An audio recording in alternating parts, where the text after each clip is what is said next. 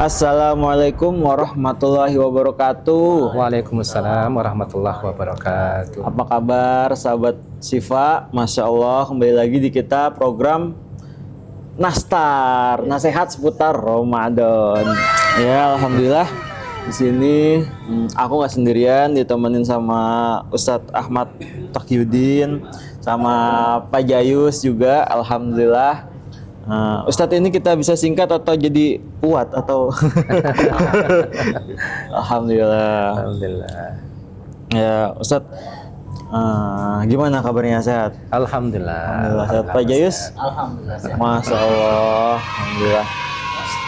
Ustadz, nih kan di bulan Ramadan nih, menyambung yang kajian tadi Ustadz,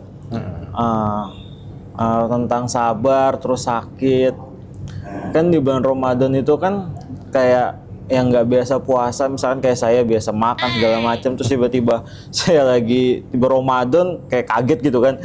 Kayak kaget, terus apa namanya, saya puasa terus saya lagi nggak enak badannya Ustadz. Nah itu tuh saya suka bingung tuh, apakah saya lanjut atau enggak. Kan kalau saya pikir-pikir, wah ada unzurnya nih kalau saya nggak puasa di bulan Ramadan nih.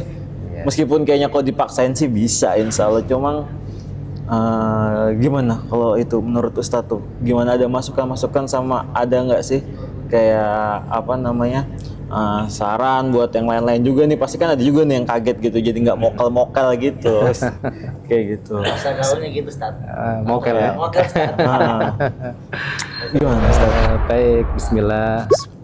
Assalamualaikum warahmatullahi wabarakatuh. Waalaikumsalam warahmatullahi wabarakatuh. Alhamdulillah wassalatu wassalamu ala rasulillah.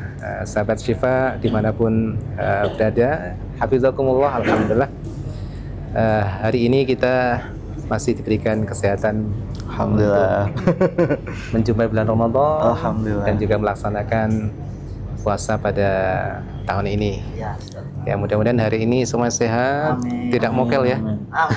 Insyaallah. Insyaallah, amin. Baik, jadi memang di antara bagian yang perlu kita tanamkan pada diri kita bahwasanya puasa itu adalah melatih kesabaran.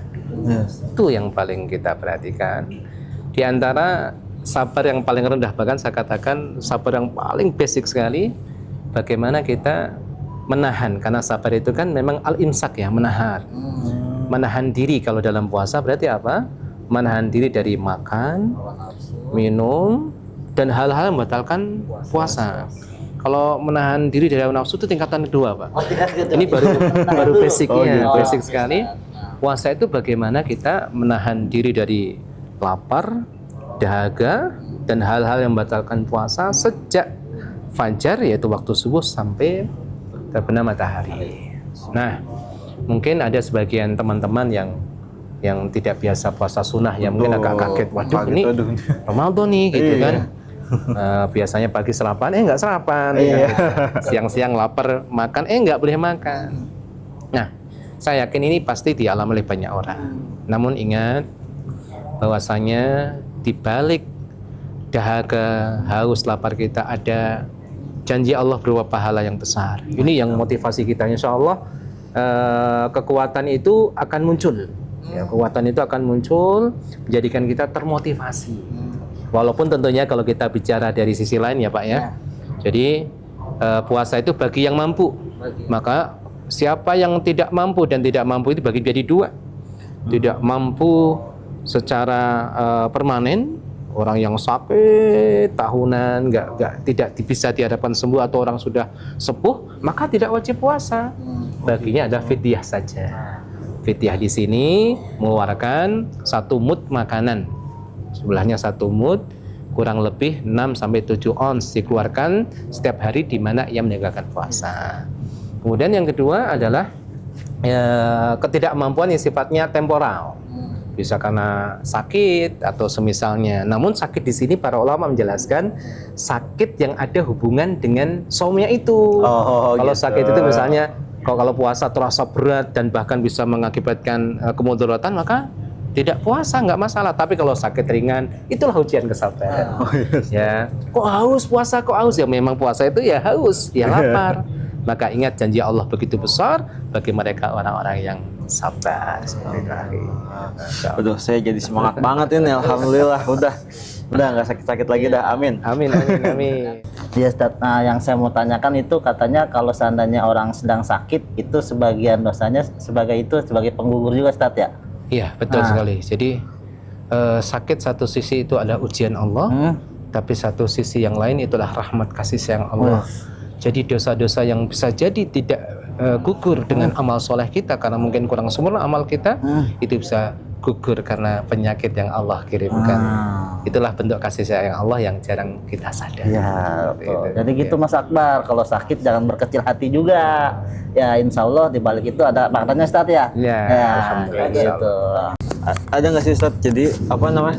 Yang bedain itu sakit antara kita diuji sama sakit apa namanya kalau azab apa ya sih kayak gitu. Teguran Allah atau Teguran musibah. Allah. Iya, siksaan ya. Iya. Betul. Adab, siksaan atau itu adalah rahmat Allah gitu ya. Betul. Jadi gini Mas dan sahabat Syifa rahimakumullah ya. Jadi selama orang itu beriman, maka apapun yang ada pada dirinya berupa ujian, sakit atau yang semisalnya itu rahmat Allah. Termasuk mungkin karena dia melakukan dosa ditegur oleh Allah, itu rahmat Allah. Atau tidak karena satu dosa, bukan karena satu kesalahan Allah kirim sakit untuk mengangkat derajatnya. Jadi bagi orang beriman itu semua rahmat Allah. Bisa jadi karena teguran biar dia tidak jauh melangkah. Ya orang yang misalnya tidak menjaga mata, melihat sembarangan, tiba-tiba Allah kirim penyakit mata, akhirnya dia sadar gak kebablasan. Ataupun orang yang ikhlas, yang khusyuk, tapi kok sakit juga, berarti Allah ingin mengangkat derajatnya. Inilah bedanya ketika sakit, ujian, musibah itu menimpa kepada mereka orang yang tidak punya iman. Ya orang-orang non-Islam misalnya, mereka ketika diberikan musibah, sakit itu sudah cicilan. Ya sebelum nanti balasan disempurnakan Allah di akhirat. Jadi kita harus husnuzon, apapun yang kita alami, apapun yang Allah tetapkan dalam kehidupan kita, baik yang kita sukai atau yang kita tidak sukai, semua adalah rahmat Allah Subhanahu wa taala. Alhamdulillah. Oke, sekian. Alhamdulillah ilmunya masuk. Masya Allah, barokahnya insya Allah masuk banget. Alhamdulillah. Jadi pertanyaan-pertanyaan saya kejawab nih Ustaz. Alhamdulillah hari ini. Sebelum kita tutup, ada juga nih di program-program DKM di Masjid Asyifa RSAB. Salah satunya ada kajian Ramadan, kultum yang tadi inspirasi Ramadan buat semangat. Ada santun anak yatim, terus ada tarawih udah pasti lah ya. Ada tarawih, terus ada itikaf juga nanti di akhir-akhir Ramadan.